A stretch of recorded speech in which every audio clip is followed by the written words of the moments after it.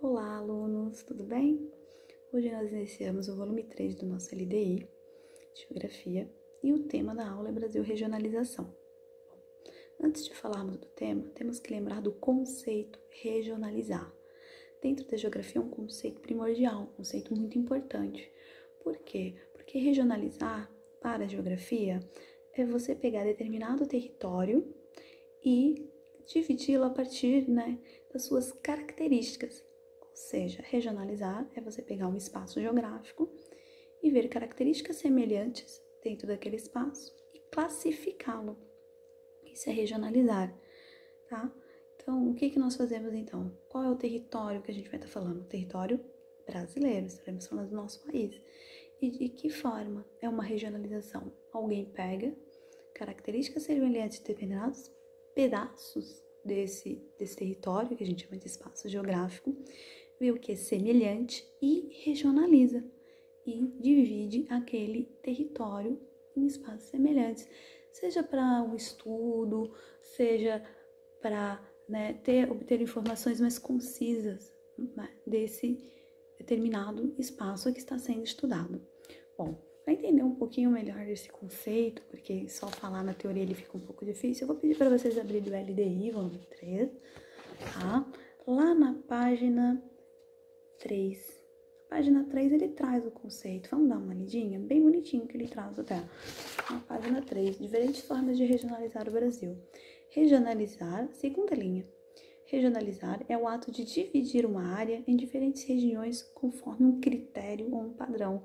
Isso que eu falei, a gente tem determinada característica e divide aquele espaço, né? Dependendo das necessidades. A gente pode falar sobre características naturais daquele território, por exemplo, relevo, hidrografia, clima, né? Ou a gente pode falar de características sociais, economia, saúde, educação, e assim fazer uma classificação daquele território. Vamos olhar alguns mapas?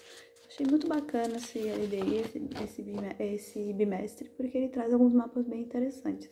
Mapas que a gente até já estudou nos bimestres anteriores. Lá na página 4 ele traz regiões hidrográficas. É um tipo de regionalização. Eles pegaram qual característica desse mapa? A hidrografia. Os rios, lagos, lagoas, lagunas, as bacias hidrográficas. Professora, eu não sei o que é uma bacia hidrográfica. Volto algumas aulinhas atrás. Assiste que eu dei o conceito do que é uma bacia hidrográfica para vocês, ok? Então, vamos lá. Bacias hidrográficas. Ele divide o território em bacias hidrográficas. Aí eu pergunto para vocês, quantas bacias hidrográficas o Brasil possui? Tá lá no mapa. Olha, encontrei várias, tem bastante bacias hidrográficas. A divisão do território foi essa característica. A bacia hidrográfica é uma característica física, natural, ou uma característica social? É uma característica natural do nosso país. Segundo mapa, página 5, regionalização por domínios da natureza. Esse nome domínios da natureza vocês não lembrem, mas ele foi acabado de estudar no LDI passado, que são os domínios morfoclimáticos, feito pelo Aziz Absaber, essa classificação. Bom, domínios morfoclimáticos, domínios da natureza, é uma característica natural ou social? Uma característica natural, é uma classificação já feita, produzida por um grande geógrafo, o Aziz. Então, mais uma forma da gente ver o nosso território, pelos seus domínios morfoclimáticos, pelos famosíssimos biomas. E tá ali, Amazônia, Araucária, Caatinga, Mares de Morro, tá ali o mapa mostrando não só a localização, mas uma divisão de território também. Lá na página 7 tem uma divisão maravilhosa, é a que eu mais gosto dentro das divisões, das regionalizações, e fazia muito tempo que eu não via essa classificação de uma obra feita pelo IBGE. E ele fez isso, se eu não me engano, foi 2006, esse livro tem 3 volumes, ele é enorme, ele é lindo, e ele trabalha com as regiões literárias do Brasil, é maravilhoso. Quem tiver a oportunidade de adquirir esse livro, que gosta de literatura, é muito legal. Então, o que é essa classificação por regiões literárias? Desculpa o lado fãzinho, assim, porque eu gosto muito dessa classificação, ela é muito linda, né? E eu achei que o IBGE foi muito rico em trazer esse tipo de informação, porque nós, no Brasil, nós temos tanta literatura maravilhosa, né? Muita literatura clássica, mas muita literatura atual também. Então, esse mapa ele pode ser atualizado a qualquer tempo, tá? Então, quem gosta de ler literatura brasileira, assim, e você saber, por exemplo, onde que ocorreu a determinada situação de uma história, de um livro que você lê, e você olha, nossa, o que aconteceu lá no sertão nordestino? Oh, meu Deus, olha só a história se passa no Vale do Itajaí, o da Krieger, que eu trago aí na nossa atividade, né? Que é muito legal, né? Não é só a questão da literatura em si, mas localizar, saber e pensar, poxa, como é que era aquele lugar naquela época? Vai lá e pesquisa, vê a imagem, vê o mapa, eu acho isso muito bacana. Então, regiões literárias para mim foi uma grande satisfação ver esse mapa, né, essa classificação, essa regionalização no nosso LDI. Eu fiquei muito feliz, muito emocionada de verdade, assim. Então, é uma classificação de regiões literárias do século XX no Brasil. Apesar dele estar trazendo livros mais antigos, os Sertões Veredas. Onde é que essa história maravilhosa, clássica, aconteceu no Brasil? Aí você fala, foi em tal lugar, professora. Beleza, você viu no livro, mas você ter a sensação de ver isso, essa localização no mapa, saber quais são as características daquele espaço, todo o trabalho feito pelo Instituto, que foi o IBGE, é outro nível de literatura. Você ultrapassa determinadas barreiras espaciais e literárias, que é maravilhoso, né? Nessa coleção. Essa coleção é realmente muito linda, tá? Então, lá na página... Lá na página 10, 11, ele já traz outras classificações mais clássicas, tá? Classificações de complexos regionais, classificação por regionalização por difusão tecnológica. E na página 12, tudo regionalização, tá, galera? Não tô saindo do tema. Regionalização do IBGE.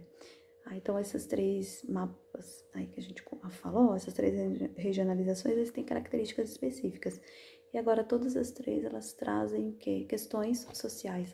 Desculpa, esqueci de falar lá. Literárias também são questões sociais. A literatura, coisa linda. Né? Então, vamos lá, continuando, então. Complexos regionais, um resuminho aí do que é essa classificação. Trazidas por Pinchas Geiger. Pinchas Geiger foi um geógrafo, um militar geógrafo.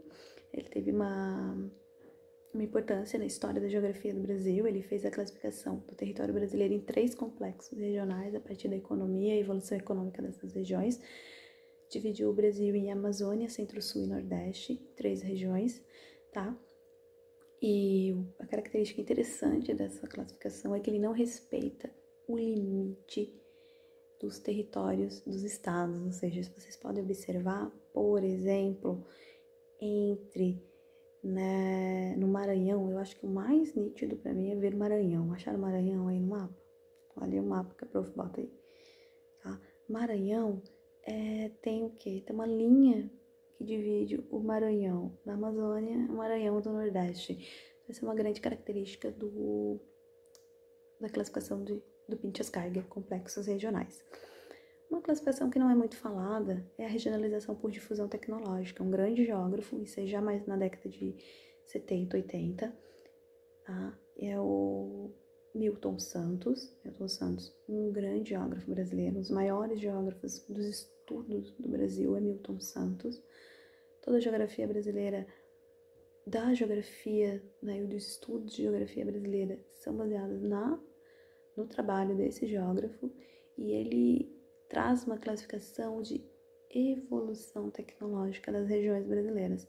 Quais que evoluíram mais, outras que evoluíram menos. Não estão trabalhando a questão de riqueza, de economia, que é a maior parte traz a riqueza, mas não de evolução técnica das regiões. Divide o Brasil em 4 regiões: Amazônia, Centro-Oeste, Concentrada e Nordeste, cada uma com a sua evolução tecnológica, de equipamentos tecnológicos, ok? E a terceira, que é a que a gente mais utiliza, é que todos os mapas das escolas possuem regionalização do IBGE. Regionalização também nascida no período militar do Brasil, em 1930, foi onde nasceu o IBGE. O IBGE também nasceu nesse período, a maior parte dos órgãos públicos, eles nasceram nesse período. O IBGE, ele nasceu em 1930 e ele tinha essa função de mapear o território do Brasil, muito importante, né, esse mapeamento para conhecimento do próprio território, tá? Então, a regionalização do IBGE, ele traz tanto características físicas quanto características econômicas. Ele meio que mescla, né, essas características e traz o Brasil dividido em 5 regiões que a gente já está cansado de saber. Região Norte, Nordeste, Centro-Oeste, Sudeste e Sul. Beleza? Isso aqui foi uma aula de introdução à regionalização brasileira. Nos vemos na nossa aula online, tá? E depois a gente conversa mais um pouquinho sobre algumas regiões do Brasil, tá bom? Vejo vocês na nossa próxima aula.